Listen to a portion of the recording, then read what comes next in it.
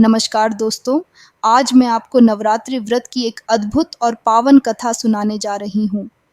एक बार बृहस्पति जी ने ब्रह्मा जी से प्रश्न किया, हे ब्राह्मण श्रेष्ठ, चैत्र और आश्विन मास के शुक्ल पक्ष में जो नवरात्रि व्रत और उत्सव मनाया जाता है, उसका क्या महत्व है? इस व्रत का फल क्या है और इसे किस प्रकार करना चाहिए? सबसे पहले इस व्रत को किसने किया? कृपया इसका विस्तार से वर्णन करें। बृहस्पति जी के इस प्रश्न को सुनकर ब्रह्मा जी ने कहा, हे बृहस्पति, तुमने प्राणियों के हित के लिए अत्यंत महत्वपूर्ण प्रश्न किया है। जो व्यक्ति देवी दुर्गा, महादेव, सूर्य और नारायण का ध्यान करते हैं, वे धन्य हैं। यह नवरात्र व्रत समस्त इच्छाओं की पूर्ति करने वाला है। इस व्रत के करने से संतान की इच्छा रखने वालों को संतान, धन की अभिलाषा रखने वालों को धन, विद्या की चाह रखने वालों को विद्या और सुख चाहने वालों को सुख प्राप्त होता है।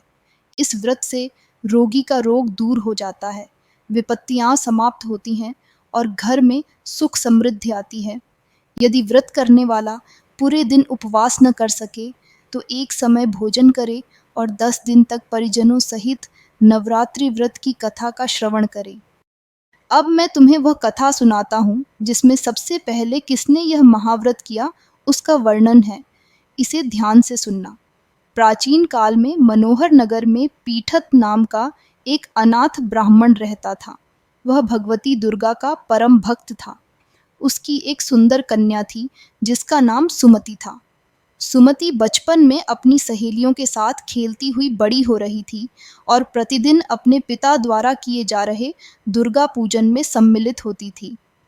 एक दिन वह खेल में इतनी मग्न हो गई कि पूजन में सम्मिलित नहीं हो पाई।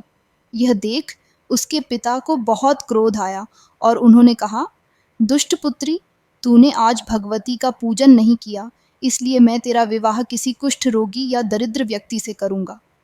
पिता के इस कठोर वचन को सुनकर सुमति बहुत दुखी हुई, परंतु उसने शांत होकर कहा, हे पिता, मैं आपकी पुत्री हूँ, आपके अधीन हूँ, आप जैसा चाहें वैसा करें, लेकिन मेरा विश्वास है कि जो जैसा कर्म करता है उसे वैसा ही फल मिलता है। कर्म हमारे हाथ में है, परंतु फल देना भगवान के हाथ में है। पिता ने क्रोधित होकर सुमति का विवाह एक कुष्ठ रोगी से कर दिया और कहा, अब अपने कर्मों का फल भोगो। पिता के कटु वचन सुनकर सुमति दुखी मन से अपने पति के साथ वन चली गई। वहां जंगल के भयावह वातावरण में उन्होंने रात बिताई। सुमति की दुखद स्थिति देखकर देवी भगवती प्रकट हुई और कहा, हे ब्राह्मणी, मैं तुझसे प्रसन्न हूँ। तू मुझसे जो चाहती है वह मांग सकती है। सुमति ने कहा, आप कौन हैं? कृपया मुझे बताएं। देवी ने उत्तर दिया, मैं आदि शक्ति भगवती हूँ। मैं ही ब्रह्म विद्या और सरस्वती हूँ। मैं प्रसन्न होने पर प्राणियों के दुख दूर करती हूँ और उन्हें सुख प्रदान करती हूँ। पूर्व जन्म के पुण्य के प्रभाव से मैं तुझ पर प्रसन्न हूँ। तुम्हारे पूर्व जन्म की बात सुनाती हूँ, सुनो। तू पूर्व जन्म में भील की पत्नी थी और बहुत पतिव्रता थी। एक दिन तेरे पति ने चोरी की। चोरी करने के कारण तुम दोनों को सिपाहियों ने पकड़ लिया और ले जाकर जेल खाने में कैद कर दिया। उन लोगों ने तुझको और तेरे पति को भोजन भी नहीं दिया। इस प्रकार नवरात्र के दिनों में तुमने न तो कुछ खाया और न जल पिया। इस प्रकार 9 दिन तक नवरात्र का व्रत हो गया। हे ब्राह्मणी, उन दिनों में जो व्रत हुआ, इस व्रत के प्रभाव से प्रसन्न होकर मैं तुझे मनोवांछित वर देती हूँ। तुम्हारी जो इच्छा हो सो मांगो। सुमति ने देवी से अपने पति का कुष्ठ रोग दूर करने की प्रार्थना की। देवी ने कहा, तू अपने नवरात्रि व्रत का एक दिन का पुण्य अपने पति को अर्पित कर, इससे वह रोग मुक्त हो जाएगा। सुमति ने ऐसा ही किया और भगवती दुर्गा की कृपा से उसका पति स्वस्थ हो गया। सुमति ने प्रसन्न होकर देवी की स्तुति की। देवी ने उसे आशीर्वाद दिया कि शीघ्र ही तुझसे उदालय नामक तेजस्वी पुत्र उत्पन्न होगा। साथ ही देवी ने उसे नवरात्रि व्रत की विधि और उसके महत्व का विस्तार से वर्णन किया।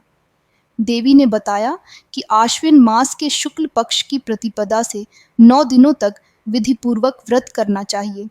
यदि कोई दिन भर का उपवास न कर सके तो एक समय भोजन करे, घट स्थापना कर देवी महाकाली, महालक्ष्मी और महासरस्वती की पूजा करें, विभिन्न फलों और पुष्पों से अर्घ्य दें और 9वें दिन विधिपूर्वक हवन करें। इस व्रत के द्वारा मनुष्य सभी प्रकार की इच्छाओं की पूर्ति कर सकता है। नवरात्रि व्रत का फल अश्वमेध यज्ञ के समान माना गया है। ब्रह्मा जी ने बृहस्पति जी से कहा, यह व्रत सभी पापों को नष्ट करने वाला और मोक्ष प्रदान करने वाला है।